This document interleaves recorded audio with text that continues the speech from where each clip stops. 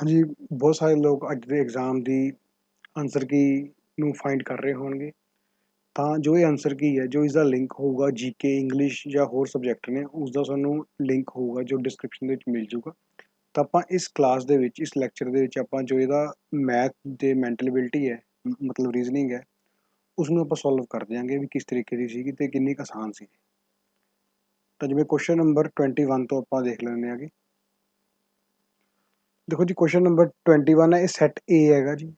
ਕਾਫੀ ਸਾਰੇ ਸੈੱਟ ਆਏ ਸੀਗੇ, ਤਾਂ ਸੈੱਟ ਏ ਦੀ ਆਪਾਂ ਆਨਸਰ ਕੀ ਡਿਸਕਸ ਕਰ ਰਹੇ ਹਾਂ। ਕੁਐਸਚਨ ਸੇਮ ਜੀ ਸਾਰਿਆਂ ਵਿੱਚ।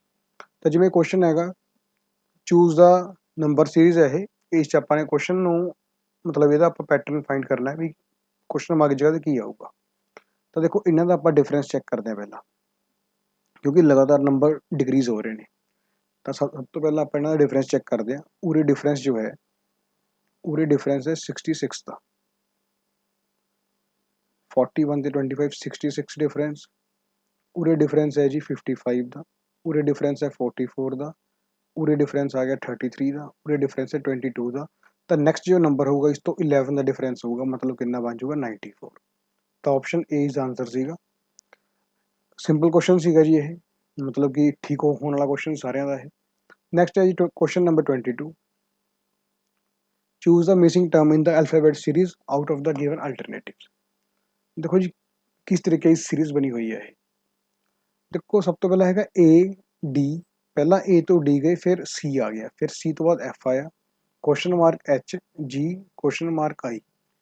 ਤਾਂ ਦੇਖੋ ਇਸ ਦੇ ਵਿੱਚ ਨੰਬਰ ਅੱਗੇ ਪਿੱਛੇ ਹੋ ਰਹੇ ਨੇ। ਤਾਂ ਦੇਖੋ ਜੇ ਆਪਾਂ ਇਸ 'ਚ ਕੀ ਦੇਖ ਰਹੇ ਹਾਂਗੇ, ਏ ਤੋਂ ਬਾਅਦ ਡੀ ਆ ਰਿਹਾ, ਤਾਂ ਜੇ ਉਰੇ ਆਪਾਂ ਗੈਪ ਦੇਖੀਏ, ਉਰੇ ਬੀ ਤੇ ਸੀ ਦਾ ਗੈਪ ਹੈਗਾ, ਮਤਲਬ ਕਿ ਉਰੇ ਬੀ ਤੇ ਸੀ ਦਾ ਗੈਪ ਹੈ, 2 ਨੰਬਰਸ ਦਾ ਗੈਪ ਹੈ। ਉਰੇ ਸੀ ਤੇ ਐਫ ਹੈ ਨੈਕਸਟ, ਤਾਂ ਇਹਦੇ ਵਿੱਚ ਗੈਪ ਹੈ ਆਪਣੇ ਕੋਲ ਡੀ ਤੇ ਈ ਦਾ। ਉਰੇ ਵੀ 2 ਨੰਬਰ ਦਾ ਗੈਪ ਹੈ, ਤਾਂ ਇਸ ਨੂੰ ਆਪਾਂ ਹਜੇ ਲੀਵ ਕਰਦੇ ਹਾਂ। ਤਾਂ ਮਤਲਬ ਐਚ ਹੈਗਾ, ਐਚ ਤੋਂ ਪਹਿਲਾਂ ਕੀ ਆਉਂਦਾ A B C D E F ਜੀ ਐਚ ਆਈ, ਜੀ ਐਚ ਆਈ। ਇਸ ਤੋਂ ਪਹਿਲਾਂ ਕੀ ਆਉਂਦਾ A B C D E F E F ਜੀ ਐਚ। ਉਰੇ ਵੀ 2 ਦਾ ਗੈਪ ਆਊ, ਮਤਲਬ ਕਿ ਉਰੇ ਦਾ ਈ ਆਊਗਾ। ਠੀਕ ਹੈ ਜੀ, ਤਾਂ ਇਹਦੇ ਨਾਲ ਆਪਸ਼ਨ ਸੀ ਤੇ ਡੀ ਤੇ ਕੈਂਸਲ ਹੋ ਗਈ। ਉਸ ਤੋਂ ਬਾਅਦ ਆ ਗਿਆ ਜੀ ਤੋਂ ਬਾਅਦ, ਮਤਲਬ 2 ਲੈਟਰ ਬਣ ਗਏ, ਇਸ ਤੋਂ ਬਾਅਦ ਉਰੇ ਆਊਗਾ। ਜੀ ਤੋਂ ਬਾਅਦ ਐਚ ਛੋੜ ਦਾਂਗੇ ਆਪਾਂ, ਐਚ ਆਈ ਛੱਡ ਦਾਂਗੇ, ਉਰੇ ਜੇ ਆ ਜਾਊਗਾ, ਮਤਲਬ ਕਿ ਈ ਤੇ ਜੇ ਦਾ ਆਨਸਰ ਆਊਗਾ। ਆਪਸ਼ਨ ਏ ਸਹੀ ਆਨਸਰ ਹੈ, ਮਤਲਬ ਕਿ 2-2 ਦਾ ਸੀਰੀਜ਼ ਬਣੇ ਹੋਏ ਨੇ, 2-2 ਦੇ ਪੇਅਰ ਨੇ, ਉਹਨਾਂ ਵਿੱਚ 2-2 ਦਾ ਗੈਪ ਹੈ 2 ਲੈਟਰਸ ਦਾ। ਇਹਦਾ ਆਨਸਰ ਆਪਸ਼ਨ ਏ ਹੈ, ਹੋਰ ਇਹਦਾ ਕੋਈ ਵੀ ਪੈਟਰਨ ਨਹੀਂ ਬਣ ਰਿਹਾ ਹੈ ਇਸ ਕੁਐਸਚਨ ਦਾ। ਅੱਗੇ ਦੇਖੋ ਜੀ question number 23। Choose the correct alternative from the given one that will complete the series. ਤਾਂ ਉਰੇ ਜੋ ਗੈਪ ਹੈ 2 ਦਾ ਗੈਪ ਹੈ, ਇਹ ਬਿਲਕੁਲ ਆਸਾਨ ਹੈ ਜੀ। ਉਰੇ 4, ਉਰੇ 8, ਤਾਂ ਜੋ ਨੈਕਸਟ ਗੈਪ ਹੋਊ ਉਹ ਹੋਊਗਾ 16 ਦਾ। ਤਾਂ ਉਰੇ ਆ ਜਾਊਗਾ 33। ਆਪਸ਼ਨ ਏ ਕੀ ਹੈ ਇਹਦਾ ਸਹੀ ਆਨਸਰ। ਇਸ ਤੋਂ ਅੱਗੇ ਦੇਖੋ ਜੀ, choose the correct alternative having the same relation with the given word. Mountain, hill, tree ਤੋਂ ਬਾਅਦ ਕੀ ਆਊਗਾ। ਦੇਖੋ ਜਿਹੜੀ ਹਿਲ ਹੁੰਦੀ ਹੈ ਉਹ ਇਸ ਤੋਂ ਸਮਾਲ ਹੁੰਦੀ ਹੈ ਮਾਊਂਟੇਨ ਤੋਂ, ਤਾਂ ਜੋ ਟਰੀ ਹੈ ਇਸ ਤੋਂ ਜੋ ਸਮਾਲ ਹੋਊਗਾ ਉਹ ਕੌਣ ਹੋਊਗਾ, ਸ਼ਰਬ ਹੁੰਦੀ ਹੈ। ਇਸ ਦਾ ਮਤਲਬ ਹੁੰਦਾ ਝਾੜੀ।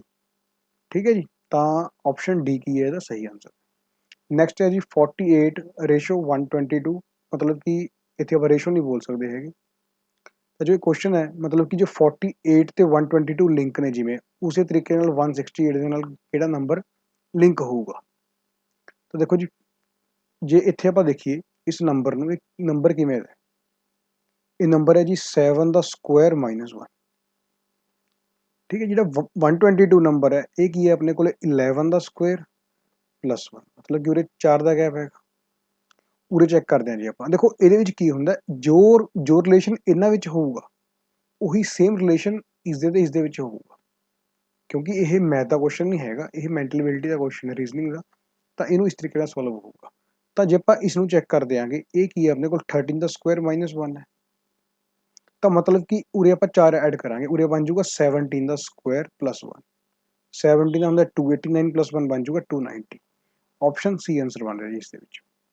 ਇਹ ਕੁਐਸਚਨ ਪੇਪਰ 'ਚ ਸੋਲਵ ਹੋ ਸਕਦਾ ਸੀਗਾ, ਮਤਲਬ ਇੰਨਾ ਡਿਫੀਕਲਟ ਨਹੀਂ ਹੈ। ਠੀਕ ਹੈ ਜੀ, ਜੋ ਇਹ 'ਚ ਡਿਫੀਕਲਟ ਕੁਐਸਚਨ ਸੀਗਾ ਉਹ 22 ਸੀਗਾ, ਜਿਹੜਾ ਕਿ ਮੌਕੇ ਤੇ ਕੁਛ ਜੋ ਬੱਚੇ ਨੇ ਉਹਨਾਂ ਤੋਂ ਨਹੀਂ ਹੋ ਸਕਦਾ। ਅੱਗੇ ਦੇਖੋ ਜੀ ਕੁਐਸਚਨ ਨੰਬਰ 26।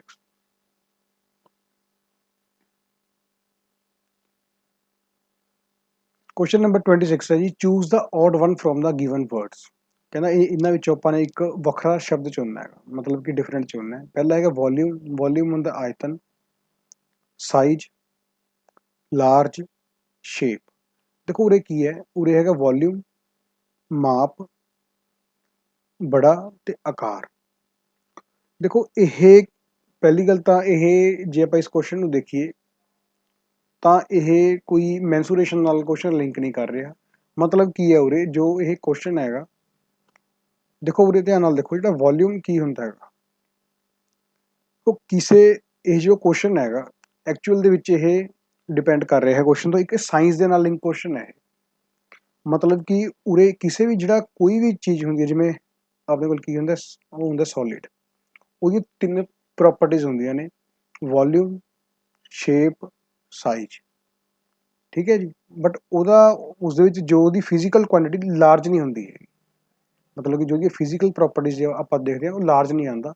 ਤਾਂ A, B ਤੇ D ਕਿਸੇ ਸੋਲਿਡ ਦੀਆਂ ਫਿਜ਼ੀਕਲ ਪ੍ਰੋਪਰਟੀਜ਼ ਨੇ, C ਨਹੀਂ ਹੈਗੀ, ਤਾਂ C ਇਹਦਾ ਕੀ ਆਂਸਰ ਹੈ, ਮਤਲਬ ਕਿ ਇਹ ਸਾਇੰਸ ਨਾਲ ਲਿੰਕ ਕੁਐਸਚਨ ਸੀਗਾ।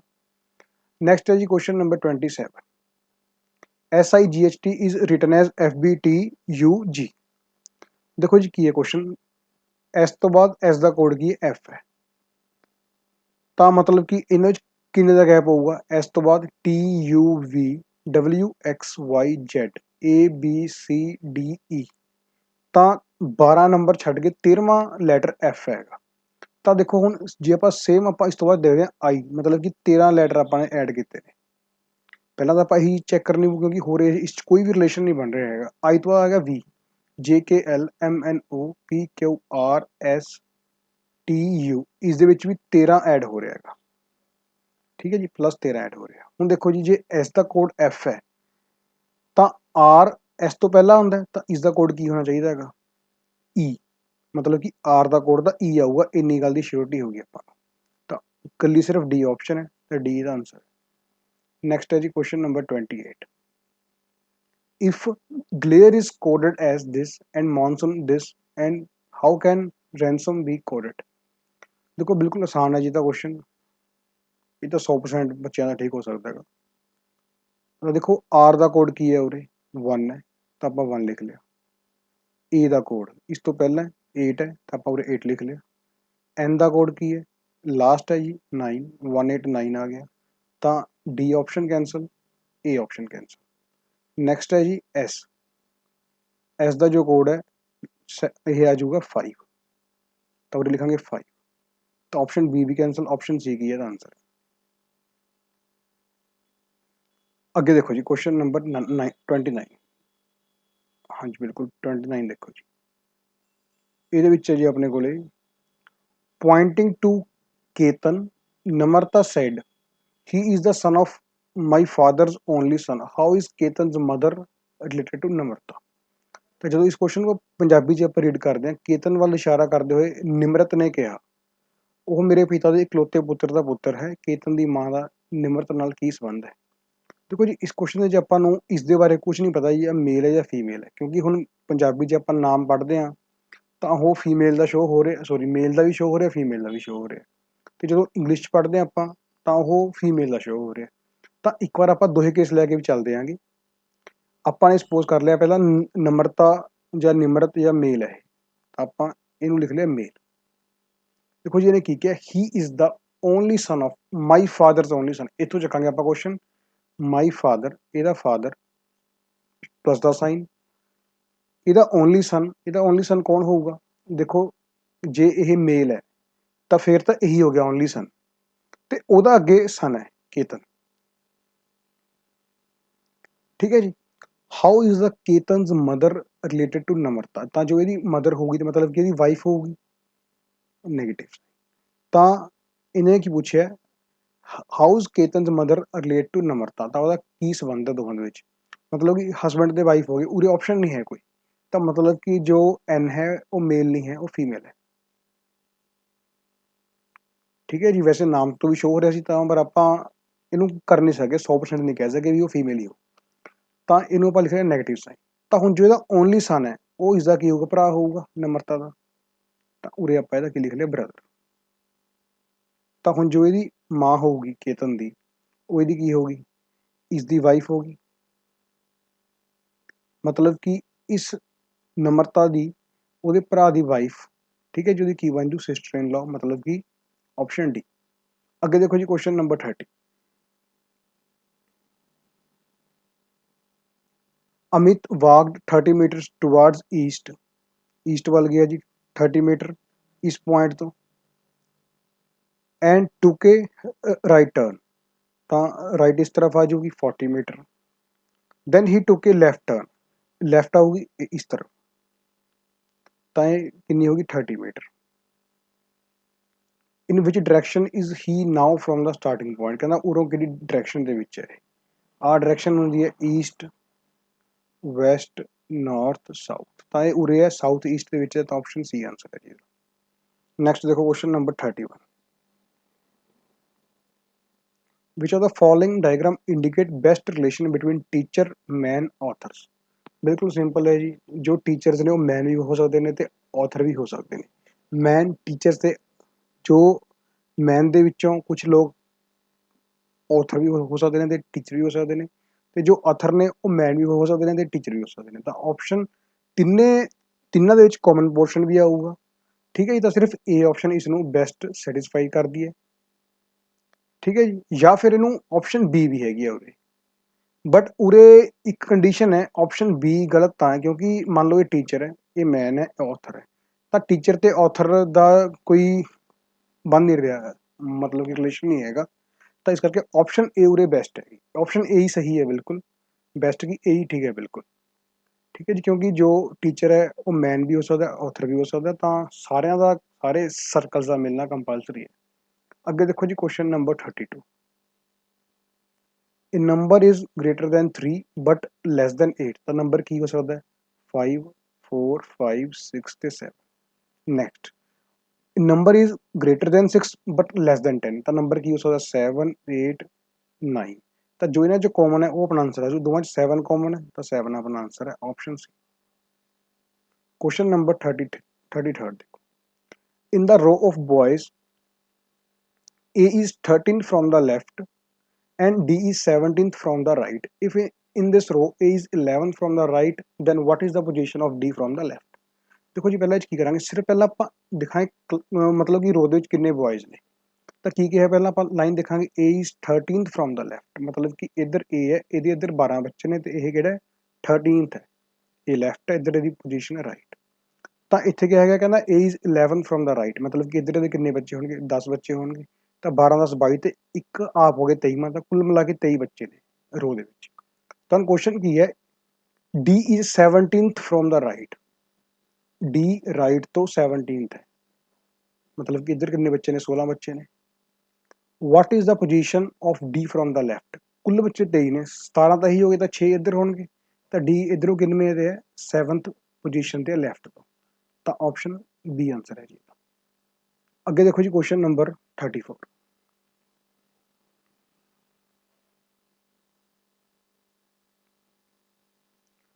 क्वेश्चन 34 है, if 30th January is 30th January 2003 was Thursday, ਕਹਿੰਦਾ 30 ਜਨਵਰੀ 2003 ਨੂੰ ਵੀਰਵਾਰ ਸੀਗਾ, ਤਾਂ 2 ਮਾਰਚ 2003 ਨੂੰ ਡੇ ਕਿਹੜਾ ਹੋਊਗਾ। ਹੁਣ ਦੇਖੋ ਜੀ, ਜੇ 30 ਜਨਵਰੀ ਹੈ 2003 ਨੂੰ ਕੀ ਸੀਗਾ ਥਰਸਡੇ ਸੀਗਾ, ਤਾਂ ਇੱਕ ਦਿਨ ਦਾ ਇਹਦਾ ਇਹ ਉੱਪਰ ਹੋ ਗਿਆ, ਉਸ ਤੋਂ ਬਾਅਦ ਮੰਥ ਆਊਗਾ ਫੈਬ ਦਾ, ਉਹ 'ਚ ਕਿੰਨੇ ਦਿਨ ਨੇ 28 ਦਿਨ ਨੇ।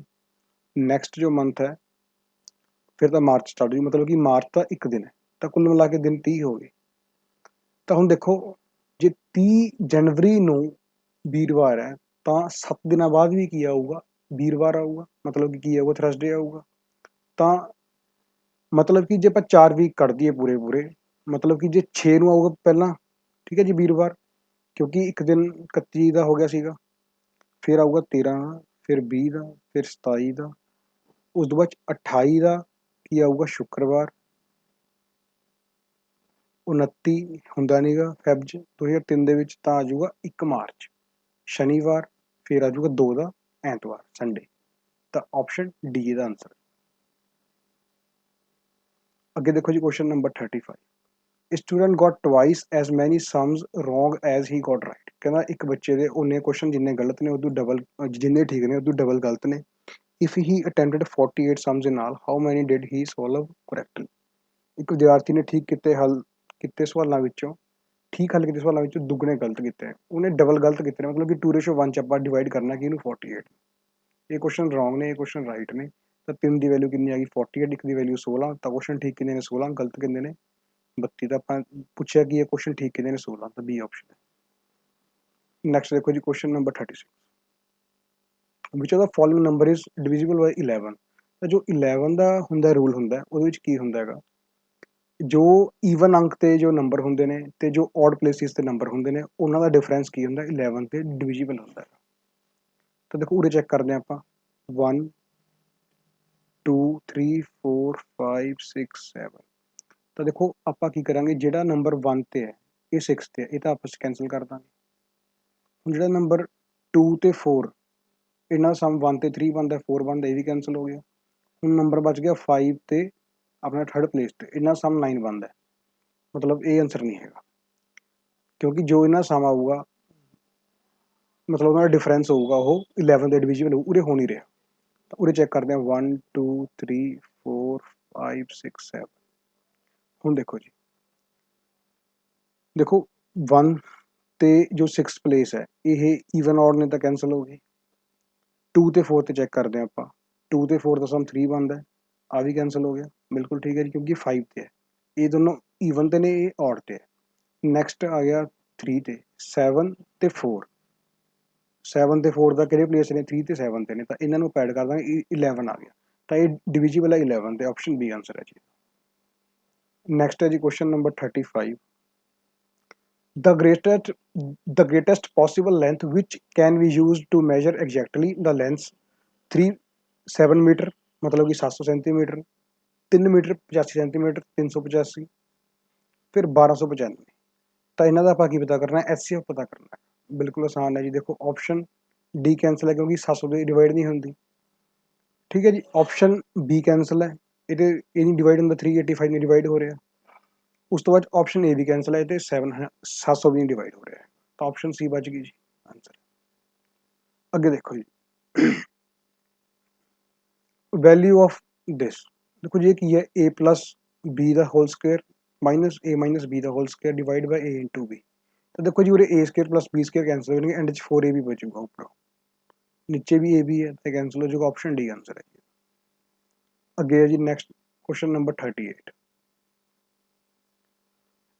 ਹੈ ਜੀ, ਫਾਰਮੂਲਾ ਬਣ ਰਿਹਾ ਹੈ a ਕਿਊਬ ਤੇ b cube the, a cube minus b cube ਨੀਚੇ, ਠੀਕ ਹੈ ਜੀ। ਤਾਂ ਉਰੇ ਕੀ ਬਚੂਗਾ a ਮਾਈਨਸ b ਆਂਸਰ ਆਊਗਾ ਇਹਦਾ, ਕਿਉਂਕਿ ਇਹਦਾ ਫਾਰਮੂਲਾ ਹੁੰਦਾ a cube minus b cube the a minus b, a square plus b square plus a b। ਤਾਂ ਆਹ ਟਰਮ ਦਾ ਨੀਚੋਂ ਕੈਂਸਲ ਹੋ ਜੂ, ਕੀ ਬਚ ਜੂਗਾ a ਮਾਈਨਸ b। 0.8 ਦੇ ਵਿੱਚੋਂ 0.5 ਮਾਈਨਸ ਕਰਾਂਗੇ 0.30 ਆ ਜੂਗਾ, ਆਪਸ਼ਨ ਸੀ। ਨੈਕਸਟ ਹੈ ਜੀ ਕੁਐਸਚਨ ਨੰਬਰ 40,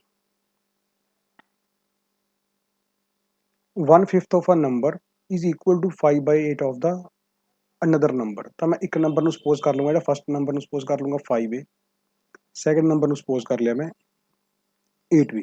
ਕੀ ਕਿਹਾ ਜੀ, ਕਹਿੰਦਾ 1/5 ਆਫ ਦਾ ਨੰਬਰ, 1/5 ਕਿੰਨਾ ਆ ਗਿਆ, a ਆ ਗਿਆ, ਇਸ ਨੰਬਰ ਦਾ 5/8 ਆ ਗਿਆ, ਤਾਂ 5b ਆ ਗਿਆ। ਇਹ ਦੋਵੇਂ ਨੰਬਰ ਨੇ ਇਕੁਅਲ ਨੇ ਆਪਸ ਦੇ ਵਿੱਚ। If 35 is added to first number, ਜੇ ਕਹਿੰਦਾ ਜੇ ਆਪਾਂ 35 ਐਡ ਕਰ ਦਈਏ ਤਾਂ 5a ਪਲਸ 35 ਬਿਕਮਸ 4 ਟਾਈਮਸ ਦਾ ਸੈਕਿੰਡ ਨੰਬਰ, ਦਾ ਸੈਕਿੰਡ ਨੰਬਰ ਦਾ 4 ਟਾਈਮਸ ਹੋ ਜਾਊਗਾ, ਮਤਲਬ ਕਿ 32b ਹੋ ਜਾਊਗਾ। ਤਾਂ a ਦੀ ਵੈਲਿਊ ਕਿੰਨੀ ਹੈ 5b, ਇਹਦੇ ਪੂਰੇ ਪੁੱਟ ਕਰ ਦਾਂਗੇ 25b plus 35 equal to 32b, ਉਰੋਂ 7b ਇਕੁਅਲ ਟੂ 35b 5 ਆ ਗਿਆ, ਤਾਂ 8b ਕਿੰਨਾ ਆ ਜਾਊਗਾ 40 ਆ ਜਾਊਗਾ, ਆਪਸ਼ਨ ਬੀ ਆਂਸਰ। ਅੱਗੇ ਦੇਖੋ ਜੀ ਕੁਐਸਚਨ ਨੰਬਰ 41,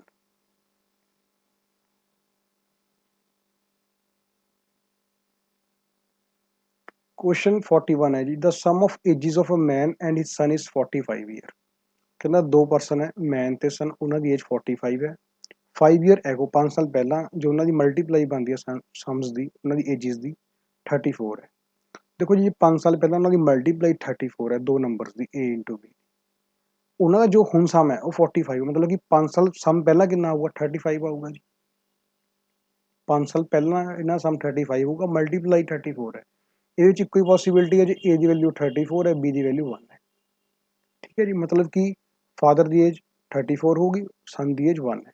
ਤਾਂ ਮੈਨ ਦੀ ਏਜ ਪੁੱਛੀ ਇਹਨਾਂ ਨੇ, ਹੁਣ ਦੀ ਨਵੀਂ ਏਜ ਪੁੱਛੀ ਹੈ ਇਹਨਾਂ ਨੇ, ਤਾਂ ਜੇ ਆਪਾਂ 5 ਸਾਲ ਲੱਗੇ ਜਾਵਾਂਗੇ ਤਾਂ ਕਿੰਨੀ ਹੋ ਜਾਊਗੀ 39। ਆਪਸ਼ਨ ਏ ਕੀ ਇਹਦਾ ਆਂਸਰ। ਨੈਕਸਟ ਹੈ ਜੀ ਕੁਐਸਚਨ ਨੰਬਰ 42। क्वेश्चन 42 है, a student scores 55% marks in 8 papers of 100% marks each. He scores 15% of his total marks in English. How much does he score in English? बिल्कुल simple है जी। कहना 800 number ਦੇ paper ਨੇ, ਉਹਦੇ ਕਿੰਨੇ ਮਾਰਕਸ ਆਏ ਨੇ 55%। ਉਹਦੇ ਇੰਨੇ ਮਾਰਕਸ ਆ ਗਏ ਟੋਟਲ। ਕਹਿੰਦਾ ਉਹਦੇ ਜਿੰਨੇ ਮਾਰਕਸ ਟੋਟਲ ਆਏ ਨੇ, he scores 15% of his total marks in English. ਉਹਦੇ ਜਿੰਨੇ ਆਏ ਨੇ ਉਹਦੇ 15% ਮਾਰਕਸ ਕੀ ਚੋਂ ਨੇ ਇੰਗਲਿਸ਼ ਦੇ ਵਿੱਚ।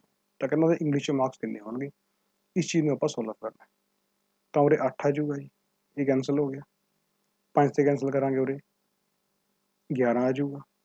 5 ਤੇ ਕੈਂਸਲ ਕਰਾਂਗੇ 3 ਆ ਜਾਊਗਾ। ਉਰੇ ਕਰਾਂਗੇ ਜੀ ਆਪਾਂ ਇਹਨੂੰ ਕੈਂਸਲ 25, ਉਰੇ 4 ਆ ਜਾਊਗਾ। ਇਹਨੂੰ ਕੈਂਸਲ ਕਰਾਂਗੇ ਉਰੇ 2 ਆ ਜਾਊਗਾ। ਤਾਂ 22 ਤੇ 66 ਆਂਸਰ ਆ ਗਿਆ ਆਪਸ਼ਨ ਸੀ। ਅੱਗੇ ਦੇਖੋ ਜੀ ਕੁਐਸਚਨ ਨੰਬਰ 43।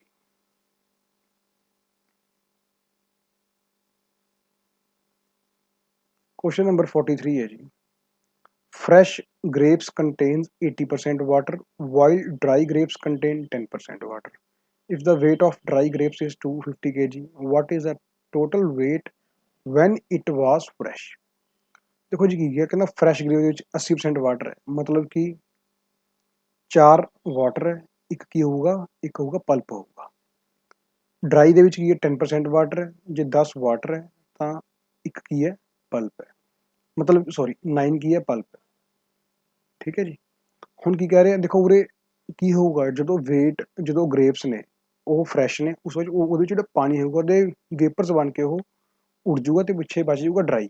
ਮਤਲਬ ਕਿ ਜਿਹੜੀ ਵੈਲਿਊ ਆਫ ਪਲਪ ਹੈ ਉਹ ਸੇਮ ਰਹੂਗੀ। ਮਤਲਬ ਜੇ ਆਪਾਂ ਇਹਨੂੰ 9 ਤੇ ਮਲਟੀਪਲਾਈ ਕਰਦੀ ਉਰੇ 9 ਆ ਜਾਊਗਾ, ਉਰੇ ਆ ਜਾਊਗਾ 36। ਮਤਲਬ ਜੇ ਪਹਿਲਾਂ ਉਹਨਾਂ ਦਾ weight 45 ਸੀਗਾ ਤਾਂ ਉਹਨਾਂ ਦਾ weight ਰਹਿ ਗਿਆ 19 weight। ਹੁਣ ਕਹਿ ਰਿਹਾ ਜੀ ਆਪਾਂ ਨੂੰ ਉਰੇ ਸੌਰੀ ਇੱਕ ਮਿਸਟੇਕ ਹੋ ਗਈ, ਉਰੇ ਵਾਟਰ ਇੱਕ ਆਊਗਾ, ਸੌਰੀ ਉਰੇ ਵਾਟਰ ਜੇ ਇੱਕ ਹੈ ਤਾਂ ਪਲਪ 9 ਹੋਊਗਾ ਤਾਂ ਇਹਨਾਂ ਦਾ ਟੋਟਲ weight ਬਣੂਗਾ 10। ਹੁਣ ਦੇਖੋ ਜੀ, if the weight of dry grapes the weight ਕਿੰਨਾ ਹੈ 250, ਮਤਲਬ ਕਿ 10 ਦੀ ਵੈਲਿਊ ਕਿੰਨੀ ਹੈ 250, ਇੱਕ ਦੀ ਵੈਲਿਊ ਆ ਜਾਊਗੀ 25 ਆ ਜਾਊਗੀ। ਤਾਂ ਆਪਾਂ ਨੇ 45 ਦੀ ਵੈਲਿਊ ਪਤਾ ਕਰਨੀ। 45 ਗੁਣਾ 25 ਕਰ ਦਾਂਗੇ, 25 5 125 12, 25 ਚੌਗਾ 100 ਤੇ 12 112, 1125 ਆਂਸਰ। नेक्स्ट है जी question number 44। A man bought apple at the rate of 8 for 34 and sold them at 12 for 57. How many apples should be sold to earn a net profit of 45? बिल्कुल आसान है जी। देखो जी 34 दे हो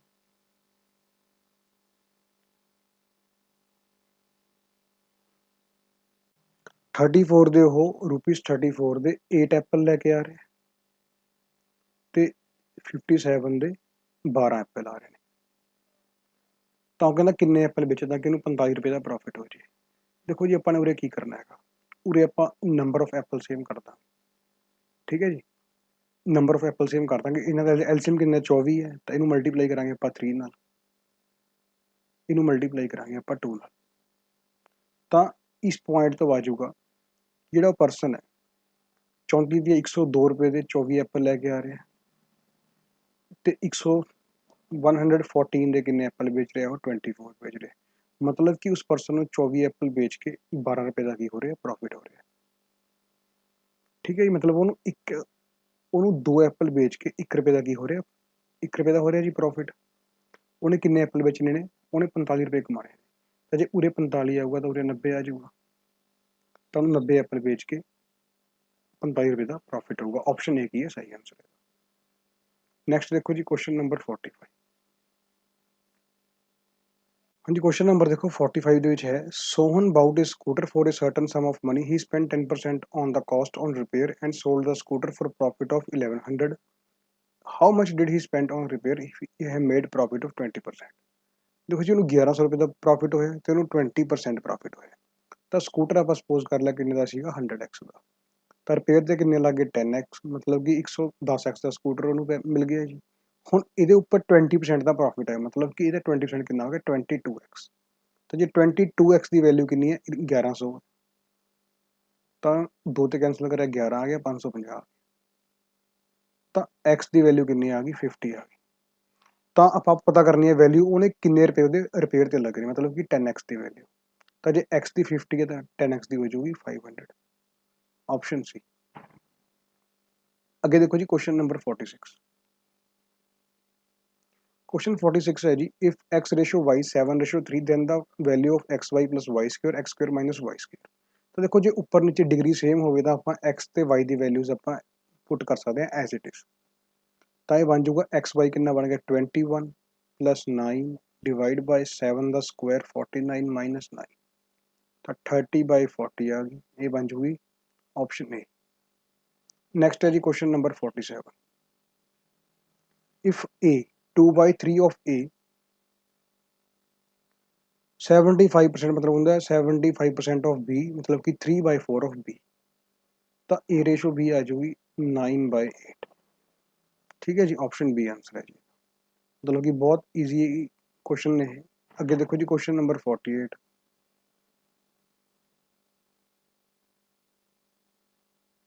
work done by a in 1 day is half of the work done by b in a 1 day। work done by b is half of the work done by c in 1 day। if c alone can complete the work in 7 days in how many days a b c together complete the work। ਦੇਖੋ ਜੀ ਕੀ ਹੈ ਮਤਲਬ ਕਿ ਜਿਹੜਾ A ਹੈ ਉਹ B ਤੋਂ half ਕਰਦਾ, ਜਿਹੜਾ B ਹੈ ਉਹ C ਤੋਂ ਹਾਫ ਕਰਦਾ। ਤਾਂ ਮਤਲਬ ਕਿ ਜੇ C ਇੱਕ ਦਿਨ 4 ਕੰਮ ਕਰਦਾ B 2 ਕਰਦਾ, ਇਹ ਕਿੰਨੇ ਕਰਦਾ 1 ਕਰੂਗਾ। ਜੇ ਕਹਿੰਦਾ A 7 ਦਿਨ 'ਚ ਕੰਮ ਪੂਰਾ ਕਰਦਾ ਤਾਂ ਜੇ C ਦੀ ਐਫੀਸ਼ੀਐਂਸੀ 4 ਹੈ ਤਾਂ 4 × 7 ਆ ਜਾਊਗਾ total work in how many days A B C ਜਦੋਂ ਸਾਰੇ ਮਿਲ ਕੇ ਕਰਨਗੇ ਤਾਂ ਕਿੰਨੇ ਦਿਨ 'ਚ ਕੰਮ ਪੂਰਾ ਕਰ ਦੇਣਗੇ। ਉਹਨਾਂ ਦੀ ਸਭ ਦੀ ਐਫੀਸ਼ੀਐਂਸੀ ਕਿੰਨੀ ਹੈ ਜੀ 7 ਤਾਂ ਕੈਂਸਲ ਹੋ ਜਾਊਗਾ 4 ਡੇ ਆਂਸਰ ਆ ਗਿਆ। ਅੱਗੇ ਦੇਖੋ ਜੀ question number 49। A can complete the piece of work in 18, B 20 days, C 30 days। B and C start together work and forced to leave after 2 days। The time taken by A alone to complete the remaining work is 49 ਚ ਦੇਖੋ ਜੀ A, B ਤੇ C A 18 ਦਿਨ ਚ ਕਰਦਾ, B 20 ਚ ਕਰਦਾ ਤੇ C 30 ਚ ਕਰਦਾ। ਐਲਸੀਐਮ ਲਵਾਂਗੇ ਜੀ ਇਹਨਾਂ ਦਾ ਕਿੰਨਾ ਆ ਜਾਊਗਾ 60 30 ਮੰਨਾਂਗੇ ਇਹਨਾਂ ਦੋਵਾਂ ਦਾ 60 ਹੈ 60 6 ਹੈਗਾ ਤੇ 9 ਨਹੀਂ ਹੈਗਾ ਤਾਂ 60 × 3 ਐਲਸੀਐਮ ਆ ਗਿਆ 180। ਤਾਂ A the efficiency 10 B the efficiency 9 C the efficiency 6। ਤਾਂ ਹੁਣ 180 ਵਰਕ ਹੈ ਟੋਟਲ। ਪਹਿਲਾਂ A ਤੇ B ਸਟਾਰਟ ਕਰਦੇ ਨੇ ਤੇ 2 ਦਿਨ ਕੀ ਕਰਦੇ ਨੇ ਵਰਕ ਕਰਦੇ ਨੇ। ਤਾਂ 2 ਦਿਨ 'ਚ ਕਿੰਨਾ ਕਰ ਦੇਣਗੇ B ਤੇ C 9 6 15 30 ਕਰ ਦੇਣਗੇ ਮਤਲਬ ਕਿ 180 ਦੇ ਵਿੱਚੋਂ 30 ਮਾਈਨਸ ਕਰਾਂਗੇ ਆਪਾਂ ਪਿੱਛੇ ਬਚ ਗਿਆ 150। ਹੁਣ ਇਹਨੂੰ ਕਿਹਨੇ ਕਰਨਾ ਸਿਰਫ A ਨੇ ਕਰਨਾ। A ਦੀ ਐਫੀਸ਼ੀਐਂਸੀ ਕਿੰਨੀ ਹੈ 10 ਤਾਂ 15 ਦਿਨ A ਹੋਰ ਲਊਗਾ। The time taken by A alone to complete the remaining work ਕਿੰਨਾ ਆ ਗਿਆ ਜੀ 15 ਦਿਨ। ਨੈਕਸਟ ਹੈ question number 50। An aeroplane flies twice as fast as train which covers 60 km in 80 minutes। What distance will the aeroplane cover in 20 minutes। ਦੇਖੋ ਜੀ ਕੀ ਕਹਿ ਰਿਹਾ ਕਿ ਜਿਹੜਾ ਐਰੋਪਲੇਨ ਹੈ ਉਹ ਡਬਲ ਸਪੀਡ ਤੇ ਜਾਂਦਾ ਟ੍ਰੇਨ ਤੋਂ। ਜਿਹੜੀ ਟ੍ਰੇਨ ਹੈ ਉਹ 60 ਕਿਲੋਮੀਟਰ ਕਵਰ ਕਰਦੀ ਹੈ 80 ਮਿੰਟ ਦੇ ਵਿੱਚ। What distance will aeroplane cover in 20 minute. ਤਾਂ ਕਹਿੰਦਾ 20 ਮਿੰਟ ਦੇ ਵਿੱਚ ਕਿੰਨਾ ਡਿਸਟੈਂਸ ਕਵਰ ਕਰ ਦਊਗਾ। ਦੇਖੋ ਜੀ ਕਿਵੇਂ ਕਰਾਂਗੇ ਪਹਿਲਾਂ ਤਾਂ ਟ੍ਰੇਨ ਦੀ ਸਪੀਡ ਕਿੰਨੀ ਆ ਜਾਊਗੀ ਸਪੀਡ ਆਫ ਟ੍ਰੇਨ 60/80 ਆ ਜਾਊ। ਇਹ ਕਿਹਦੇ ਵਿੱਚ ਆਈਏ ਕਿਲੋਮੀਟਰ ਪਰ ਮਿੰਟ ਦੇ ਵਿੱਚ। ਤਾਂ ਜੋ ਐਰੋਪਲੇਨ ਦੀ ਸਪੀਡ ਹੈ ਇਸ ਤੋਂ ਡਬਲ ਹੈ ਮਤਲਬ ਕਿੰਨੀ ਹੈ 120/80 ਹੈ ਕਿਲੋਮੀਟਰ ਪਰ ਮਿੰਟ ਅਕੋਰਡਿੰਗ। ਤਾਂ ਹੁਣ 20 ਮਿੰਟ ਦੇ ਵਿੱਚ ਐਰੋਪਲੇਨ ਕਿੰਨਾ ਟਰੈਵਲ ਕਰ ਜਾਊਗਾ। ਸਪੀਡ ਹੈਗੀ ਹੈ ਮਿੰਟ 'ਚ ਪੁੱਛਿਆ ਇਹਨਾਂ ਨੇ ਤਾਂ ਉਰੇ ਕਿਲੋਮੀਟਰ ਪਰ ਮਿੰਟ ਹੈ ਤਾਂ 20 ਮਿੰਟ 'ਚ ਕਿੰਨਾ ਕਰ ਦੂਗਾ ਇੰਟੂ 20 ਮਿੰਟ ਕਰ ਦਾਂਗੇ। ਮਿੰਟ ਨਾਲ ਮਿੰਟ ਕੈਂਸਲ ਉਰੇ ਆ ਜਾਊਗਾ 4 ਉਰੇ ਆ ਜਾਊਗਾ 30 ਕਿਲੋਮੀਟਰ। ਤਾਂ ਆਪਸ਼ਨ ਏ ਕੀ ਹੈ ਸਹੀ ਆਂਸਰ। ਨੈਕਸਟ ਦੇਖੋ ਜੀ ਕੁਐਸਚਨ ਨੰਬਰ 51।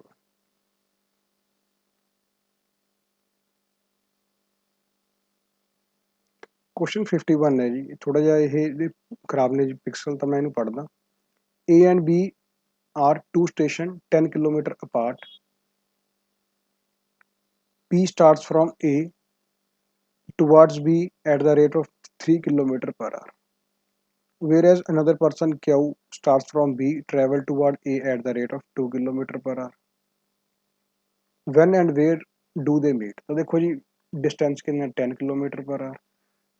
ਤਾਂ ਉਹਨਾਂ ਦੀ ਡਾਇਰੈਕਸ਼ਨ ਆਪੋਜ਼ਿਟ ਹੈ ਤਾਂ ਸਪੀਡ ਸਮ ਹੋ ਜਾਊਗਾ ਤਾਂ 5 ਆ ਜਾਊ टाइम तो 2 घंटे आ गया। ठीक है जी, 2 घंटे बाद मिलणगे तो कित्थे मिलणगे? तो जे ए 2 घंटे बाद ट्रैवल कर जू इत्थे पहुंच जूगा 6 किलोमीटर, मतलब कि 6 kilometre from A. Option A answer है। अगे देखो जी question number 52। A train running at a speed of 60 km crosses a 200 meter long platform in 27 seconds. What is the length of train? देखो जी की है कहते जी ट्रेन है वो 60 किलोमीटर पर आवर की स्पीड ਨਾਲ ट्रैवल कर रही है, मतलब कि कितना ट्रैवल कर जूगी 27 ਸੈਕਿੰਡ ਵਿੱਚ। ਇਹ ਚੀਜ਼ ਆਪਾਂ ਪਤਾ ਕਰ ਲੈਂਦੇ ਹਾਂ, ਕਿਉਂਕਿ ਜਦੋਂ 60 ਕਿਲੋਮੀਟਰ ਵਿੱਚ ਟ੍ਰੇਨ ਪਲੇਟਫਾਰਮ ਨੂੰ ਪਾਰ ਕਰ ਰਹੀ ਹੈ ਤਾਂ ਟ੍ਰੇਨ ਦੇ ਪਲੇਟਫਾਰਮ ਦੀ ਲੈਂਥ ਪਾਰ ਹੋਊਗੀ। ਤਾਂ ਆਪਾਂ ਚੈੱਕ ਕਰਦੇ ਹਾਂ ਕਿ ਇਹਦਾ ਮਤਲਬ ਕੀ ਹੁੰਦਾ 60 ਕਿਲੋਮੀਟਰ ਪਰ ਆਵਰ ਦਾ, ਕਿ ਜਿਹੜੀ ਟ੍ਰੇਨ ਹੈ ਉਹ ਇੱਕ ਆਰ ਦੇ ਵਿੱਚ, ਮਤਲਬ ਕਿ 3600 ਸੈਕਿੰਡ ਦੇ ਵਿੱਚ। क्वेश्चन 52 है जी 3600 ਸੈਕਿੰਡ ਦੇ ਵਿੱਚ ਕਿੰਨਾ ਟਰੈਵਲ ਕਰਦੀ ਹੈ 60 ਕਿਲੋਮੀਟਰ, ਮਤਲਬ ਕਿ 60000 ਮੀਟਰ। ਆਪਾਂ ਚੈੱਕ ਕਰਦਾ ਕਿ 27 ਸੈਕਿੰਡ ਚ ਕਿੰਨਾ ਕਰੂਗੀ, ਤਾਂ ਉਰੇ ਕੈਂਸਲ ਹੋ ਗਿਆ, 6 ਤੇ ਕੈਂਸਲ ਕਰਾਂਗੇ 100 ਆ ਜਾਊਗਾ, ਉਰੇ ਵੀ 6 ਆ ਜਾਊਗਾ। ਤਾਂ 3 ਸੈਕਿੰਡ ਦੇ ਵਿੱਚ ਜਿਹੜੀ ਟ੍ਰੇਨ ਹੈ ਉਹ 50 ਮੀਟਰ ਪਾਰ ਕਰ ਜਾਊਗੀ। ਆਪਾਂ ਚੈੱਕ ਕਰਨਾ 27 ਸੈਕਿੰਡ ਦੇ ਵਿੱਚ, ਤਾਂ ਇਹਨੂੰ 9 ਤੇ ਮਲਟੀਪਲਾਈ ਕਰ ਦਾਂਗੇ, ਤਾਂ 9 ਕਿੰਨਾ ਆ ਗਿਆ 450 ਆ ਗਿਆ। ਤਾਂ 450 ਦੇ ਵਿੱਚੋਂ 200 ਮੀਟਰ ਦਾ ਪਲੇਟਫਾਰਮ ਹੈ, 250 ਮੀਟਰ ਕੀ ਹੋਊਗੀ ਟ੍ਰੇਨ ਹੋਊਗੀ। ਤਾਂ ਆਪਸ਼ਨ ਸੀ ਆਂਸਰ ਹੈ। ਅੱਗੇ ਦੇਖੋ ਜੀ क्वेश्चन नंबर 53।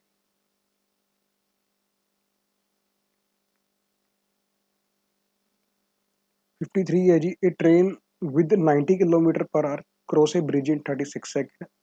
एक दूसरी ट्रेन है जी 100 मीटर शॉर्टर है फर्स्ट ट्रेन तो, ਤੇ ਸੇਮ ਬ੍ਰਿਜ ਨੂੰ ਪਾਰ ਕਰ ਰਹੀ ਹੈ 45 ਦੀ ਸਪੀਡ ਨਾਲ। What is the time taken by the second train to cross the bridge?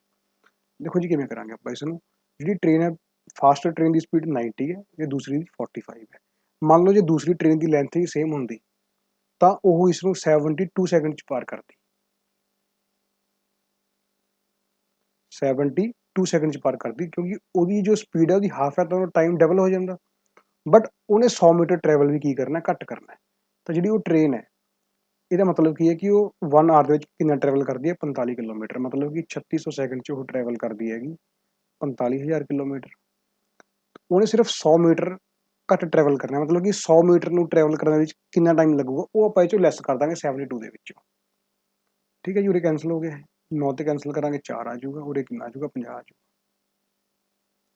ਤਾਂ ਆਪਾਂ ਚੈੱਕ ਕਰਨਾ 100 ਮੀਟਰ ਵਾਸਤੇ, ਮਤਲਬ ਕਿ 4 ਸੈਕਿੰਡ ਵਿੱਚ 50 ਮੀਟਰ ਪਾਰ ਕਰਦੀ ਹੈ, ਤਾਂ 100 ਮੀਟਰ ਲਈ ਉਹਨੂੰ 8 ਸੈਕਿੰਡ ਲੱਗਣਗੇ, ਤਾਂ ਮਤਲਬ ਕਿ 8 ਸੈਕਿੰਡ ਉਹਦੇ ਸੇਵ ਹੋਣਗੇ, ਇਹ ਚੋਂ ਮਾਈਨਸ ਕਰ ਦਾਂਗੇ, ਕਿੰਨਾ ਆ ਜਾਊਗਾ ਜੀ 64 ਆਂਸਰ ਆ ਜਾਊਗਾ, ਆਪਸ਼ਨ ਡੀ। ਅੱਗੇ ਦੇਖੋ ਜੀ question number 54। If a man amounts double in 6 year, how much will it win? It will be in 8 year। 6 ਸਾਲ ਡਬਲ ਹੁੰਦੀ 8 ਸਾਲ ਚ ਕਿੰਨੀ ਹੋ ਜਾਊਗੀ?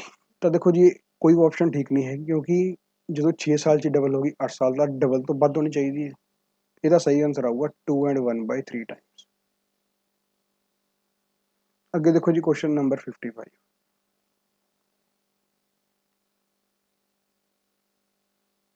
A person invest in money in 3 different schemes for 6 year, 10 year, 12 year at 10%, 12%, 15% simple interest respectively.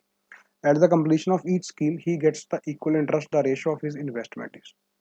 देखो जी की question है, 3 ਸਕੀਮਸ ਨੇ, ਉਹਨੂੰ ਐਂਡ ਦੇ ਵਿੱਚ ਸਿੰਪਲ ਇੰਟਰਸਟ ਸੇਮ ਮਿਲਦਾ। ਤਾਂ ਪਹਿਲੀ ਸਕੀਮ ਵਿੱਚ ਉਹਨੂੰ ਇੰਟਰਸਟ ਮਿਲੂਗਾ 60% ਇੰਟਰਸਟ ਪ੍ਰਿੰਸੀਪਲ ਦਾ। ਠੀਕ ਹੈ, ਦੂਜੀ ਸਕੀਮ 'ਚ ਮਿਲੂਗਾ ਪ੍ਰਿੰਸੀਪਲ ਦਾ 120%, ਤੇ ਥਰਡ ਸਕੀਮ 'ਚ ਮਿਲੂਗਾ ਉਹਨੂੰ ਪ੍ਰਿੰਸੀਪਲ ਦਾ 180%। 15 ਗੁਣਾ 12। ਠੀਕ ਹੈ ਜੀ, ਉਰੇ ਕੀਤਾ 10 ਗੁਣਾ 12 ਕੀਤਾ, ਤਾਂ ਉਰੇ P1 P2 ਤੇ P3 ਆਪਾਂ ਲਿਖ ਲਿਆ। ਤਾਂ ਦੇਖੋ ਜੀ ਪਰਸੈਂਟੇਜ ਨਾਲ ਪਰਸੈਂਟੇਜ ਕੈਂਸਲ ਹੈ ਸਭ ਦੀ, ਤਾਂ ਉਰੇ ਦੇਖੋ ਉਰੇ ਕਿੰਨਾ ਆਵੇ ਤਾਂ ਕਿ 180 ਬਣ ਜੇ। ਚਲੋ ਆਪਾਂ ਇਹਨਾਂ ਦਾ ਐਲਸੀਐਮ ਦੇਖ ਲੈਂਦੇ ਹਾਂ ਜੀ ਕਿੰਨਾ ਆ ਜਾਊਗਾ। 240 ਐਲਸੀਐਮ ਨਾ ਸੋਰੀ ਇਹਨਾਂ ਦਾ ਐਲਸੀਐਮ ਆ ਜਾਊਗਾ 360, ਮਤਲਬ ਕਿ 360 ਹੋ ਜਾਣ ਸਾਰੇ ਤਾਂ ਇੰਟਰਸਟ ਸੇਮ ਹੋ ਜਾਊਗਾ। ਤਾਂ ਇਹਨੂੰ 6 ਨਾਲ ਮਲਟੀਪਲਾਈ ਕਰਨੀ ਪਊਗੀ, ਇਹਨੂੰ ਮਲਟੀਪਲਾਈ ਕਰਨੀ ਪਊ 3 ਨਾਲ, ਇਹਨੂੰ ਮਲਟੀਪਲਾਈ ਕਰਨੀ ਪਊਗੀ 2 ਨਾਲ, ਤਾਂ 6 3 2 ਆਂਸਰ ਬਣ ਗਿਆ, ਆਪਸ਼ਨ ਡੀ। ਅੱਗੇ ਦੇਖੋ ਜੀ क्वेश्चन नंबर 56।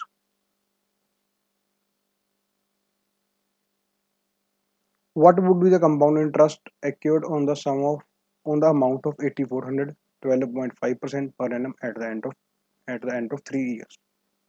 ਦੇਖੋ ਜੀ ਇਹਨੂੰ ਕੁਐਸਚਨ ਨੂੰ ਕਰਦੇ ਹਾਂ ਆਪਾਂ। 8400 ਰੁਪੀਜ਼ ਨੇ 12.5% ਦੇ ਰੇਟ ਤੇ ਇੰਟਰਸਟ ਮਿਲਦਾ ਹੈ, at the end of 3 year ਕਿੰਨਾ ਇੰਟਰਸਟ ਮਿਲੂਗਾ, ਇਹ ਚੀਜ਼ ਆਪਾਂ ਚੈੱਕ ਕਰਨੀ। देखो जी किवें करांगे ਇਹਨੂੰ। ਆਪਾਂ ਨੂੰ ਪਤਾ ਹੈ ਕਿ 12.5% ਮਿਲਦਾ मतलब कि 1/8। तो जिद्दां 1/8 कर देंगे 8000 का करांगे 1/8 1000 आ जू 400 का करांगे 50 आ जू मतलब कि 1050 अपन इंटरस्ट पूरी मिल गया पहले साल का दूजे साल का भी सेम होगा तीजे का भी हो जाऊगा।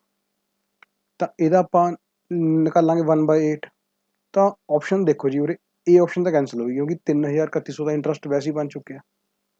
हुण देखो जी 1050 का 1/8 निकालांगे आप एक आ गया जी उरे कितना बच गया 2 25 8 24 1 0 10 131 हुण बच जूगा 20 2 5 131 31.25 आ जूगा।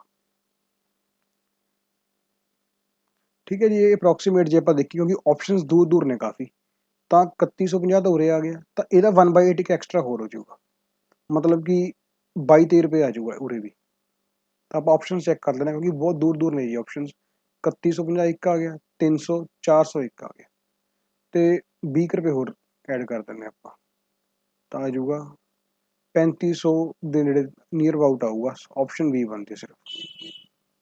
ठीक है जी क्योंकि सी ते डी बहुत दूर दूर ने। अगर देखो जी क्वेश्चन नंबर 57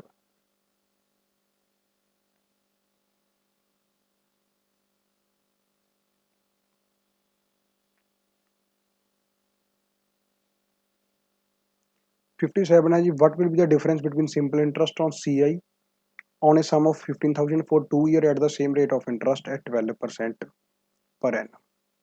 तो देखो जी पहले साल का एस आई कितना होगा अपन डिफरेंस पूछे एस आई तो सी आई का सिंपल क्वेश्चन है जी बिल्कुल पहला डिफरेंस 1/8 करांगे तो आ जाऊगा 15,000 का 1/8 पहला आप हाफ कर दें 7500 आप 4 से डिवाइड कर दें एक 35 बच गया 4 8 32 30 आ गया 7 2 75 1875 का सिंपल इंटरस्ट हो गया 1875 आ जाऊगा ਇਹਦਾ 1/8 फिर कर देंगे यही डिफरेंस आऊगा अपने को मतलब कि 1875 ਨੂੰ 8 ਤੇ डिवाइड करना अपने को आंसर आ जाऊगा 8 दूनी 16 27 8 तिया 24 35 आ गया 8 चौका 32 234 पॉइंट समथिंग आऊगा ऑप्शन बी। नेक्स्ट देखो जी question number 58 Monday falls on 6 March 2005 what was the day of week on 6 March 2004। देखो जी उरे भी 6 मार्च है उरे भी 6 मार्च है उरे 2004 है उरे 2005 है। ਹੁਣ देखो जी 6 मार्च 2004 ਤੋਂ ਲੈ ਕੇ 6 ਮਾਰਚ 2005 ਦੇ ਵਿੱਚ ਕਿੰਨੇ ਦਿਨ ਹੋਣਗੇ 365 ਦਿਨ ਹੋਣਗੇ ਜੀ ਕਿਉਂਕਿ ਫੈਬ ਦਾ ਮੰਥ ਇਹਦੇ ਵਿੱਚ ਸੀਗਾ ਇਸ 'ਚ ਨਹੀਂ ਹੈਗਾ।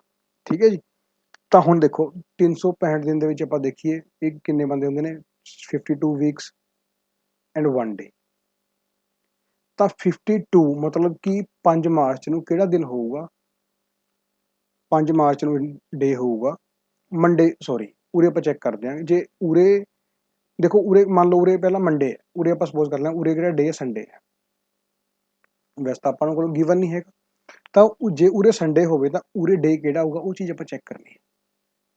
ਮੰਨ ਲਓ ਜੇ ਉਰੇ ਡੇ ਸੰਡੇ ਹੈ ਤਾਂ ਦੇਖੋ 6 ਮਾਰਚ ਨੂੰ ਹੈ ਤਾਂ ਜਿਹੜੇ 52 ਵੀਕ ਨੇ ਜਦੋਂ ਪੂਰੇ ਹੋਣਗੇ ਉਦੋਂ ਵੀ ਸੰਡੇ ਹੋਊਗਾ ਤਾਂ ਨੈਕਸਟ ਡੇ ਕੀ ਹੋਊਗਾ ਮੰਡੇ ਹੋਊਗਾ।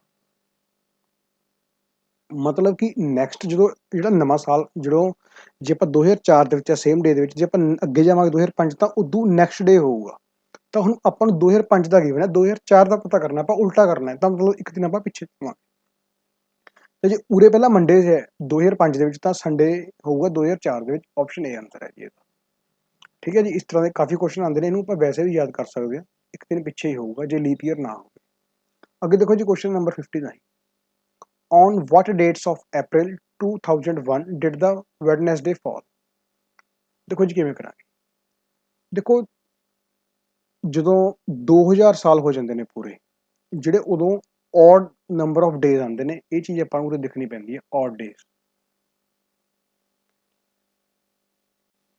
ਤਾਂ 2000 ਸਾਲ ਦੇ ਵਿੱਚ ਜੋ ਔਡ ਡੇ ਹੁੰਦੇ ਨੇ ਜਾਂ ਜ਼ੀਰੋ ਹੁੰਦੇ ਨੇ ਮਤਲਬ ਕਿ ਸੰਡੇ ਹੋਊਗਾ ਮਤਲਬ ਇਹਦਾ ਮਤਲਬ ਕੀ ਹੈ 31 ਦਸੰਬਰ 2000 ਦੇ ਵਿੱਚ ਕਿਹੜਾ ਡੇ ਹੋਊਗਾ? ਸੰਡੇ ਹੋਊਗਾ,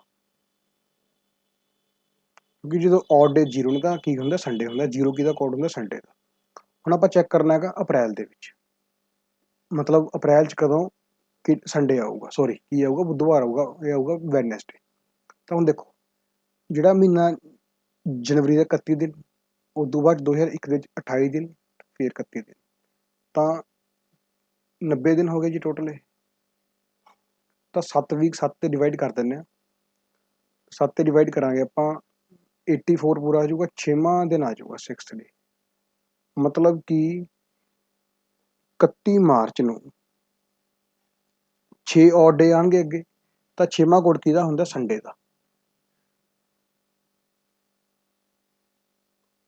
ਸੌਰੀ, ਕੋਡ ਨੰਬਰ 6 ਹੁੰਦਾ ਸੈਟਰਡੇ ਦਾ, ਸੈਟਰਡੇ ਦਾ। ਤਾਂ ਸ਼ਨੀਵਾਰ ਹੈ, ਤਾਂ ਮਤਲਬ ਕਿ 31 ਮਾਰਚ ਨੂੰ ਸ਼ਨੀਵਾਰ ਹੈ, ਤਾਂ 1 ਦਾ ਐਤਵਾਰ, 2 ਸੋਮਵਾਰ, 3 ਮੰਗਲਵਾਰ, 4 ਬੁੱਧਵਾਰ। ਤਾਂ ਬੁੱਧਵਾਰ ਪੁੱਛੇ ਨੇ, ਤਾਂ ਇਹ ਆ ਜਾਊਗਾ ਆਪਣੇ ਕੋਲੇ 4, 11, 18 ਤੇ 25। ਬਾਕੀ ਮੈਂ ਇੱਕ ਵਾਰ ਫਿਰ ਵੀ ਦੁਬਾਰਾ ਚੈੱਕ ਕਰਦਾ, 6 ਡੇ ਆ ਗਏ ਔਡ ਡੇ, 90 ਦਿਨ, 12 7 ਕਿੰਨੇ ਆ ਗਏ? 84, 6 ਬਚ ਗਏ, 6 ਦਾ ਸ਼ਨੀਵਾਰ, ਮਤਲਬ ਸ਼ਨੀਵਾਰ ਆ 31 ਮਾਰਚ ਦਾ। ਠੀਕ ਹੈ ਜੀ, ਤਾਂ ਆਪਸ਼ਨ ਡੀ ਆਂਸਰ ਆਊਗਾ ਜੀ 100%। ਠੀਕ ਹੈ ਜੀ, ਤਾਂ ਔਡ ਡੇਜ਼ ਨੂੰ, ਔਡ ਡੇਜ਼ ਨਾਲ ਕੁਐਸਚਨ ਨਿਕਲਦੇ ਨੇ, ਹੋਰੇ ਦਾ ਕੋਈ ਵੀ ਮਤਲਬ ਮੈਥਡ ਤੇ ਹੋਰ ਵੀ ਨੇ, ਬਟ ਔਡ ਡੇ ਵਾਲਾ ਬਹੁਤ ਸਿੰਪਲ ਹੈ ਜੀ, ਇਸ ਦੇ ਨਾਲ ਕੁਐਸਚਨ ਸਾਰੇ ਹੋ ਜਾਂਦੇ। ਅੱਗੇ ਦੇਖੋ ਜੀ question number 16, the angle between the minute hand the hour hand of a clock when the time is 4:20। ਦੇਖੋ ਜੀ ਆਸਾਨ ਹੈ ਜੀ ਇਹ, ਮਤਲਬ ਇਹ 'ਚ ਕੁਛ ਹੈ ਹੀ ਨਹੀਂ ਹੈਗਾ। 4:20, ਤਾਂ ਜਦੋਂ 4 ਵਜੇ ਹੋਣਗੇ ਤਾਂ ਸੂਈ ਐਵੇਂ ਹੋਊਗੀ, ਮਤਲਬ ਕਿ ਜਦੋਂ ਆਹ ਟਾਈਮ ਹੋਊਗਾ, ਜਿਹੜਾ ਆਹ ਵਾਲਾ ਐਂਗਲ ਕਿੰਨਾ ਹੋਊਗਾ? 120 ਹੋਊਗਾ। ਠੀਕ ਹੈ ਜੀ, ਹੁਣ ਜਿਹੜੀ ਮਿੰਟ ਹੈਂਡ ਹੈ, ਹੁਣ ਦੇਖੋ ਜਦੋਂ 20 ਮਿੰਟ ਹੋਣਗੇ, ਦੇਖੋ ਜਿਹੜੀ ਆਰ ਹੈਂਡ ਹੁੰਦੀ ਹੈ ਉਹ 1 ਆਰ ਦੇ ਵਿੱਚ, ਮਤਲਬ ਕਿ 60 ਮਿੰਟਾਂ ਦੇ ਵਿੱਚ ਕਿੰਨਾ ਡਿਸਟੈਂਸ ਟਰੈਵਲ ਕਰਦੀ ਹੈ? 60 ਮਿੰਟ ਦੇ ਵਿੱਚ ਇਹ ਕਰਦੀ ਹੈ, ਐਂਗਲ ਕਵਰ ਕਰਦੀ ਹੈਗੀ, ਮਤਲਬ ਕਿ ਜੇ 12 ਤੇ ਤਾਂ 1 ਤੇ ਆਏਗਾ ਤਾਂ ਇਹ 30 ਡਿਗਰੀ ਕਵਰ ਕਰਦੀ ਹੈ। ਠੀਕ ਹੈ ਜੀ, 30 ਡਿਗਰੀ ਕਵਰ ਕਰਦੀ ਹੈ ਇਹ 60 ਮਿੰਟ ਦੇ ਵਿੱਚ, ਤਾਂ 20 ਮਿੰਟ 'ਚ ਕਿੰਨਾ ਕਰੂਗੀ? ਬਾਈ 3 ਕਰ ਦਾਂਗੇ, ਕਿੰਨਾ ਕਰੂਗੀ? 10 ਡਿਗਰੀ ਕਵਰ, ਤਾਂ ਕਿੰਨਾ ਆ ਜਾਊਗਾ? 130 ਐਂਗਲ ਬਣੂਗਾ 4:20 ਤੇ। ਤਾਂ ਜਿਹੜੀ ਮਿਨਟ ਹੈਂਡ ਹੈ ਜਦੋਂ ਉਰੇ ਤੋਂ ਉਰੇ ਜਾਊ ਤਾਂ 120 ਕਵਰ ਕਰ ਜੂਗੀ, ਤਾਂ ਉਹਨੇ 130 ਕਵਰ ਕੀਤਾ, ਇਹਨੇ 120 ਕੀਤਾ, ਤਾਂ ਡਿਫਰੈਂਸ ਕਿੰਨੇ ਦਾ ਆ ਗਿਆ? 10 ਦਾ। ਠੀਕ ਹੈ ਜੀ, ਇਸ ਤਰ੍ਹਾਂ ਦਾ ਕੁਐਸਚਨ ਹੈ, ਬਹੁਤ ਸਿੰਪਲ ਜਿਹਾ। ਅੱਗੇ ਦੇਖੋ ਜੀ question number 61, how many times do the hands of the clock coincide in a day? ਬਿਲਕੁਲ ਸਿੰਪਲ ਹੈ ਜੀ, 22 ਹੈ। ਠੀਕ ਹੈ ਜੀ, ਕਿਉਂਕਿ ਬਾਹਰ 12 ਘੰਟੇ ਦੇ ਵਿੱਚ ਇੱਕ ਵਾਰ ਕੋਨਸਾਈਡ ਨਹੀਂ ਕਰਦੀਆਂ, ਤਾਂ 24 ਘੰਟੇ ਵਿੱਚ 2 ਵਾਰ ਨਹੀਂ ਕੋਨਸਾਈਡ ਕਰਨਗੀਆਂ, ਤਾਂ 24 'ਚ 2 ਘਟਾਵਾਂਗੇ, 22 ਆਂਸਰ। ਅੱਗੇ ਜੀ question number 62, the ratio between the length and breadth of a rectangular park is 3:2. If a man cycling along the boundary of the park at the speed of 12 km per hour, he complete one round in 8 minutes. Then area of the park. ਦੇਖੋ ਜੀ ਇੱਕ ਮੈਨ ਹੈ ਜਿਹੜਾ ਉਹ rectangular park ਦੇ about move ਕਰ ਰਿਹਾ ਹੈ, ਤਾਂ 12 ਕਿਲੋਮੀਟਰ ਦੀ ਉਹਦੀ ਸਪੀਡ ਹੈ ਪਰ ਆਰ ਦੇ ਵਿੱਚ, 8 ਮਿੰਟ 'ਚ ਉਹ ਕਿੰਨਾ ਕਵਰ ਕਰ ਜੂ? ਪਹਿਲਾਂ ਇਹ ਚੀਜ਼ ਚੈੱਕ ਕਰ ਲਈ ਆਪਾਂ, ਇਹਨੂੰ ਆਪਾਂ ਆਰਸ ਦੇ ਵਿੱਚ ਚੇਂਜ ਕਰਤਾ, 8 ਮਿੰਟ ਨੂੰ, ਉਰੇ ਕਿੰਨਾ ਆ ਗਿਆ? 5, ਤਾਂ ਇੰਨੇ ਮੀਟਰ ਕਵਰ ਕਰ ਜੂਗਾ, ਇੰਨੇ ਕਿਲੋਮੀਟਰ, ਤਾਂ ਕਿਲੋਮੀਟਰ ਨੂੰ ਮੀਟਰ ਚੇਂਜ ਕਰਤਾ ਆਪਾਂ ਨੇ, ਉਰੇ ਆ ਗਿਆ ਜੀ 1600, ਤਾਂ 1600 ਤਾਂ ਦੀ ਪੂਰੀ ਲੈਂਥ ਹੋ ਗਈ। ਜੇ ਆਹ ਦੀ 3 ਹੈ, ਆਹ 2 ਹੈ, ਆਹ ਵੀ 3 ਹੋਊ, ਆਹ ਵੀ 2 ਹੋਊ, ਤਾਂ ਟੋਟਲ ਕਿੰਨੀ ਹੋ ਗਈ? 6 ਤੇ 4 10, ਤਾਂ 10 ਦੀ ਵੈਲਿਊ ਕਿੰਨੀ ਆ ਗਈ? 1600, 1 ਦੀ ਵੈਲਿਊ ਆ ਜੂ 160, ਤਾਂ 3 ਦੀ ਵੈਲਿਊ ਆ ਜੂਗੀ 480, 2 ਦੀ ਵੈਲਿਊ ਆ ਜੂ 320।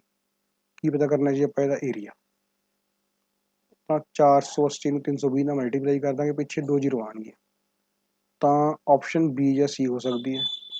ਹੁਣ 48 ਨੂੰ 32 ਨਾਲ ਮਲਟੀਪਲਾਈ ਕਰਨਾ ਹੈ, 8 ਗੁਣਾ 2 6 ਆਊਗਾ ਪਿੱਛੇ, ਮਤਲਬ ਕਿ 600 ਆਊਗਾ, ਆਪਸ਼ਨ ਬੀ ਆਂਸਰ ਹੈ। ਅੱਗੇ ਦੇਖੋ ਜੀ ਕੁਐਸਚਨ ਨੰਬਰ 63,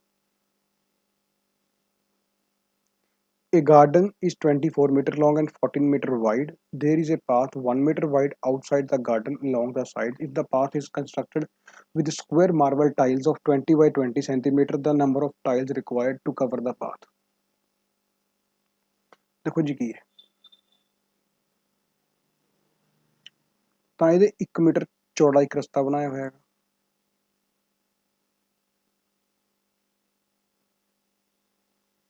ਤਾਂ ਜੋ ਜੋ ਆਪਣੇ ਕੋਲ ਅੰਦਰ ਵਾਲਾ ਹੈ 24 ਗੁਣਾ ਕਿੰਨਾ 14, 24 ਉਰੇ 14 ਉਰੇ, ਤਾਂ ਬਾਹਰ ਵਾਲਾ ਕਿੰਨਾ ਹੋ ਜਾਊਗਾ 16, ਇਹ ਕਿੰਨਾ ਹੋ ਜਾਊਗਾ 26 ਹੋ ਜਾਊਗਾ। ਤਾਂ ਜੇ ਆਪਾਂ 26 ਗੁਣਾ 16 ਦੇ ਵਿੱਚੋਂ ਮਾਈਨਸ ਕਰ ਦਈਏ 24 ਗੁਣਾ 14 ਮਾਈਨਸ ਕਰ ਦਾਂਗੇ ਤਾਂ ਆਪਣੇ ਕੋਲ ਆਹ ਚੀਜ਼ ਆ ਜਾਊਗੀ ਮੀਟਰ ਸਕੁਏਅਰ ਦੇ ਵਿੱਚ। ਇਹਦੇ ਤੇ ਆਪਾਂ ਟਾਈਲ ਲਗਾਉਣੀ ਹੈ, ਟਾਈਲ ਦੇ ਜੋ ਏਰੀਆ ਦਾ ਕਿੰਨਾ ਹੈ 20 ਗੁਣਾ 20 ਸੈਂਟੀਮੀਟਰ ਹੈ। ਠੀਕ ਹੈ ਜੀ, ਤਾਂ ਆਪਾਂ ਇਹਨੂੰ ਚਲੋ ਪਹਿਲਾਂ ਇਹਨੂੰ ਸੋਲਵ ਕਰ ਲਈਏ। ਆਪਾਂ ਇਹਨੂੰ ਲਿਖਾਂਗੇ ਜੀ ਆਪਾਂ 24 ਗੁਣਾ 16 plus 2 Guna 16 minus 24 Guna 14।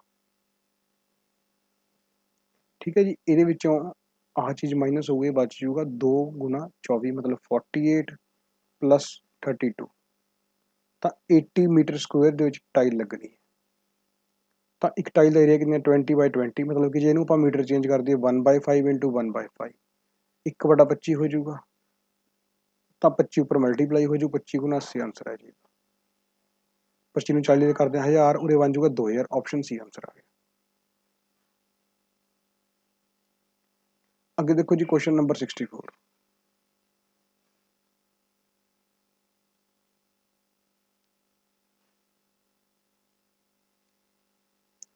It is required to construct a big rectangular hall to accommodate 500 person, allowing 22.5 meter space per person. The height of the hall is kept to be 7.5 meter, while the total inner surface of the walls must be 1200 meter square. Then the length of the and the breadth of the hall respectively. देखो जी की है question ਦੇ ਵਿੱਚ ਕਹਿੰਦਾ 500 ਬੰਦਿਆਂ ਦੇ ਵਾਸਤੇ ਹਾਲ ਬਣਾਉਣਾ ਹੈ, ਇੱਕ ਪਰਸਨ ਨੂੰ 22.5 ਮੀਟਰ ਸਕੁਆਇਰ ਵੋਲਿਊਮ ਚਾਹੀਦਾ ਹੈਗਾ। ਤਾਂ ਕੁੱਲ ਕਿੰਨਾ ਵੋਲਿਊਮ ਹੋਊਗਾ ਹਾਲ ਦਾ 500 ਗੁਣਾ 22.5 ਮੀਟਰ, ਇਹ ਤਾਂ ਆ ਗਿਆ ਵੋਲਿਊਮ। ਵਾਈਲ ਦਾ ਟੋਟਲ ਇਨਰ ਸਰਫੇਸ मतलब ਜੇ ਆਪਾਂ ਇੱਕ ਵਾਰ ਵੋਲਿਊਮ फाइंड कर लिए तो ਆਪਾਂ ਨੂੰ ਹਾਈਟ गिवन है। देखो जी की ਹੁੰਦਾ वॉल्यूम की ਹੁੰਦਾ area of base, area of base की ਹੁੰਦਾ LBH ਹੁੰਦਾ length into breadth into height. Height कितनी गिवन है 7.5 है, तेन कैंसिल करा कितना आ जाऊगा 3 आ जाऊगा। मतलब कि लेंथ इंटू ब्रेडथ की जो मल्टीप्लाई है वो 1500 होनी चाहिए है। तो बिल्कुल सिंपल हो गया जितना question. Option A cancel, B cancel, only C D भी कैंसिल है, अभी 1200 बनती है। ठीक है जी, अगे देखो क्वेश्चन नंबर 65।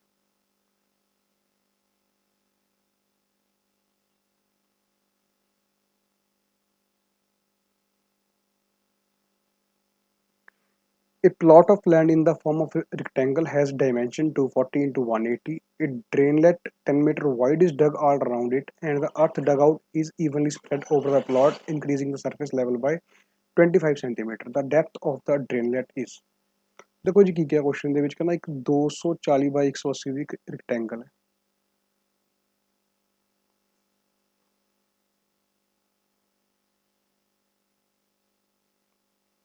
ਇਹਦੀ ਬਾਉਂਡਰੀ ਦੇ ਇੱਕ ਆਪਣੇ ਕੋਲੇ ਇਹਦੀ ਬਾਉਂਡਰੀ ਦੇ ਵਿੱਚੋਂ ਇੱਕ ਜੋ ਮਿੱਟੀ ਹੈ ਉਹਨੂੰ ਉਹ ਕੀਤਾ ਇੱਥੋਂ ਮਿੱਟੀ ਬਾਹਰ ਕੱਢ ਕੇ ਇਹਦੇ ਉੱਪਰ ਵਿਛਾਤੀ ਤੇ ਉਹਦੇ ਨਾਲ ਇਹਦੀ ਜਿਹੜੀ ਸਰਫੇਸ ਲੈਵਲ ਹੈ 25 ਸੈਂਟੀਮੀਟਰ ਵੱਧ ਗਿਆ। मतलब कि ਇਹਦਾ ਆਪਾਂ ਵੋਲਿਊਮ ਨਿਕਾਲ ਸਕਦੇ ਹਾਂ। ਇਹਦੇ ਵੋਲਿਊਮ ਨੂੰ ਆਪਾਂ ਇਸ ਦੇ ਵੋਲਿਊਮ ਨਾਲ ਇਕੁਏਟ ਕਰਾਂਗੇ ਤਾਂ ਆਪਣੇ ਕੋਲ ਕੀ ਆ ਜਾਊਗੀ ਉਹਦੀ ਡੈਪਥ ਆ ਜਾਊਗੀ। ਤਾਂ ਦੇਖੋ ਮੰਨ ਲਓ ਆਪਾਂ ਨੇ h ਮੀਟਰ ਡੂੰਘਾ ਪੱਟਿਆ ਉਸ ਨੂੰ, ਤਾਂ ਇਸ ਵੋਲਿਊਮ ਨੂੰ ਪਹਿਲਾਂ ਪਤਾ ਕਰਾਂਗੇ ਜੀ ਇਹ ਕਿੰਨੀ ਵਾਈਡ ਹੈ 10 ਮੀਟਰ, ਤਾਂ ਇਹ 200 ਹੋਊਗਾ ਇੰਨੀ ਚੀਜ਼ ਇਹ 200 ਕਿੰਨੀ ਹੋਊ 60। ਤਾਂ 260 ਗੁਣਾ 200 माइनस 180 गुना 240। ਤਾਂ ਜਿਹੜਾ ਇਹ ਆਨਸਰ ਆਊ ਇਹ ਕੀ ਆ ਜਾਊਗਾ ਇਹਦਾ ਏਰੀਆ ਆ ਜਾਊਗਾ। ਜੇ ਆਪਾਂ ਇਹਨੂੰ ਹਾਈਟ ਨਾਲ ਮਲਟੀਪਲਾਈ ਕਰ ਦਈਏ मतलब ਇਹਦੀ ਡੈਪਥ ਨਾਲ ਇਕੁਅਲ ਟੂ ਕਰ ਦਈਏ ਤਾਂ ਇਹ 180 ਗੁਣਾ 240 इंटू की आ जाऊगा ਇਹਦੀ ਕਿੰਨੀ ਉੱਚੀ ਹੋਗੀ ਇਹ 25 ਸੈਂਟੀਮੀਟਰ मतलब कि 1/4 ਉਰੇ ਕਿੰਨਾ ਆ ਗਿਆ 60 ਆ ਗਿਆ। ਉਰੋਂ ਪੈਚ ਪਤਾ ਕਰਨੀ ਹੈ मतलब कि 180 ਗੁਣਾ 60 ਇਹਨੂੰ ਆਪਾਂ ਸੋਲਵ ਕਰਾਂਗੇ। ਉਰੇ ਆ ਜਾਊਗਾ ਦੇਖੋ 240 इंटू 200 ਤੇ ਨਾਲ ਆ ਜਾਊਗਾ 200 इंटू 20। ਇਹਨੂੰ ਆਪਾਂ ਦੋ ਪਾਰਟ 'ਚ ਬ੍ਰੇਕ ਕਰ ਲਿਆ। ਇਹਦੇ ਵਿੱਚੋਂ ਆ ਟਰਮ ਮਾਈਨਸ ਕਰਾਂਗੇ 240 ਕਾਮਨ ਹੈ, ਇਹ 'ਚੋਂ ਮੈਂ ਮਾਈਨਸ ਕਰਾਂਗੇ 20 ਆ ਜਾਊਗਾ। ਤਾਂ 20 ਗੁਣਾ 2400 240 प्लस 200 गुणा 20 ਤਾਂ 20 ਗੁਣਾ ਕਿੰਨਾ ਆ ਗਿਆ ਆਪਣੇ ਕੋਲ 440 इंटू एच 180 गुना कितना आ गया 60 पूरे कितना आ जाऊगा 3 आ जाऊगा पूरे कैंसिल करांगे कैंसिल हो गया पूरे 44 आ जाऊगा तेन दो कैंसिल करें पूरे 9 आ जाऊगा पूरे 22 आ जाऊगा मतलब कि एच कितनी आ गई 27/22 आ गई तो एक आ गया 5 जीरो 22 दूना 44 6 जीरो बच गया